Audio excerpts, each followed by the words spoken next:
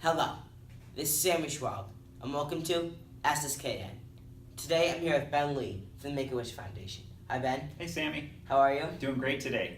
So I met Ben when I was giving my TED Talk. He was a volunteer in the backstage room helping out with all the kids. And he was explaining to me how he works with the Make-A-Wish Foundation and what he does. So Ben, what do you do with the Make-A-Wish Foundation, or what's your role within the foundation? I'm the regional director for all things Make-A-Wish here in the Susquehanna Valley. We raise money and we grant wishes. So, when I first met Ben, I really didn't know much about the Make-A-Wish Foundation or how it all worked. So, what would you say is the biggest misconception that people get from the Make-A-Wish Foundation? Well, Sammy, there's a really easy answer to that question. Make-A-Wish started as a dying wish granting organization more than 30 years ago. The first kids who received a wish were kids with terminal, life-ending medical conditions. The thing that we were startled to find was that kids who were supposed to be dying were given the gift of a wish and were against all odds getting better. And so many, many years ago, Make-A-Wish began granting wishes and giving this experience to children with a life-threatening medical condition. So kids who are very medically vulnerable with your childhood cancers and tumors and those sorts of things. But the amazing thing is that nearly 2/3 of the kids whose wish we grant do grow up and go on to live healthy, happy lives into adulthood. And we're big believers that the wish plays a big role in that. What would you say is your own most memorable wish that you have been part of or helped out with? Well, I've had a lot of exposure. This last year, our chapter granted a record 330 wishes for us. We're getting closer to our wish of about one wish a day. What we know is that that number represents about 60% or so of the available children who qualify for a wish just in our own backyard. So that means roughly twice that number of kids every year are diagnosed with a life-threatening medical condition. Wow. So we have a big mission, and we've got a lot more wishes ahead of us than behind us. But in terms of my favorite wish, I love the sports wishes that we do. I love the wishes that connect children and teenagers with the athlete celebrities that inspire them and the chance to be connected to the sports world that empowers them. So you and I were talking before the show today about a wish that we both saw taking place over in the Boston area of a kid who wanted Fenway Park reproduced and built in his own backyard. Yeah. A big Boston sports fan was able to make that wish happen. In fact, the team came out and helped to transform the backyard into a mini version of that classic baseball park. In fact, folks can go online, Google search for that wish, and they'll find it. Wow, that's awesome. It's a great story. So talking about sports and wishes, what would you say are some of the most famous athletes or people that take part in the wishes and that are involved with the Make-A-Wish Foundation? Well, for many years, Michael Jordan has been the official Make-A-Wish ambassador to the sporting world. He has worn that title, and he has done an incredible amount of work for our organization. But there is a gentleman who holds the world record for the number of wishes granted. Really? In fact, he's in the Guinness Book of World Records, and you know who I'm talking about. The famous, the iconic John Cena holds the record for the most amount of wishes granted. So when Make-A-Wish thinks about somebody who makes themselves available, John Cena's name rises to the top. Well, I know WWE takes part in a lot of Make-A-Wish Foundation and granting kids wishes, so that's awesome. So how does the Make-A-Wish process work in getting the child their wish granted?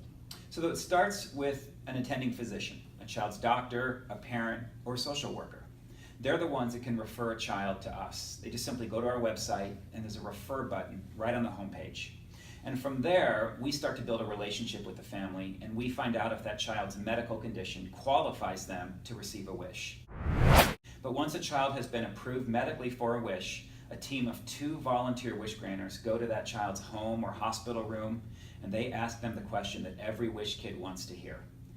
If you could wish for anything in the world, what would you wish for? Now that's a really big question, and a lot of kids get a little paralyzed thinking about that big question, just like you probably would. I mean, they can have anything, practically. So we break it down into 4 parts. We say, if you could go anywhere, where would you go? If you could have anything, what would you want to have? If you could be anybody, who would you want to be? And finally, if you could meet anybody, who would you want to meet? And that helps us start to suss out what is the true essence, the core of this child's wish. And from there, the wish gets logged back to some of our wish managers at our chapter headquarters, and they're the ones who pick up the phone and make all the magic happen behind the scenes. And then a couple of weeks later, a party is thrown for the child at a restaurant or their home or even in their hospital room sometimes. And there they are told in dramatic fashion that their wish is going to be granted. Wow, that's awesome. It's a lot of fun. Make-A-Wish likes to have a lot of fanfare, a lot of balloons, and a lot of celebrating. So it probably takes a lot of money to get the wish granted and to get everything set. So what would you say is the average amount of money someone needs to raise to have the wish fully go through? Yeah, well, that's a good question, and a wish really is expensive. It's not cheap. One of the reasons for that is that as an organization, we're committed to two things. One is giving a kid a first-class wish. Mm-hmm. The second thing is that the whole family gets to be involved. As you can imagine, it's not just a child that suffers through an illness like this. There's a lot of light Christmases and a lot of light birthdays, and we want the family to benefit from a gift from Make-A-Wish. And so because of that, the average cash cost of a wish this year was just about $7,500. Wow. And so that's really what it takes to bring a wish into the world. Thanks, Ben. So all you SSKN fans, thank you for all your support. But we need more support. As you heard, we need to raise $7,500 to grant a wish. So that's our goal.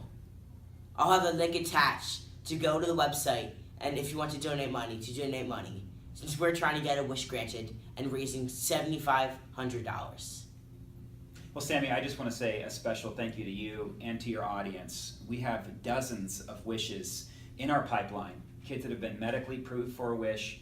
They've already talked to their wish granter and identified what that one true wish is going to be. And they're just in our own backyard. These are your neighbors. These are my neighborhood kids.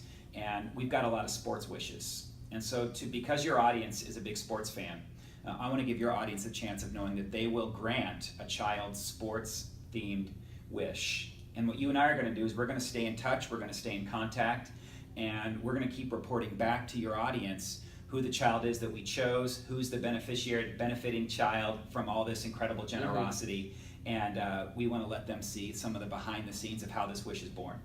Okay, so you heard it. We have to raise $7,500, and we'll grant a kid a sports wish. Please help support and please donate money. Thank you. Thanks, everybody. That's it for this show of SSKN, and Schwab out. Make-A-Wish out.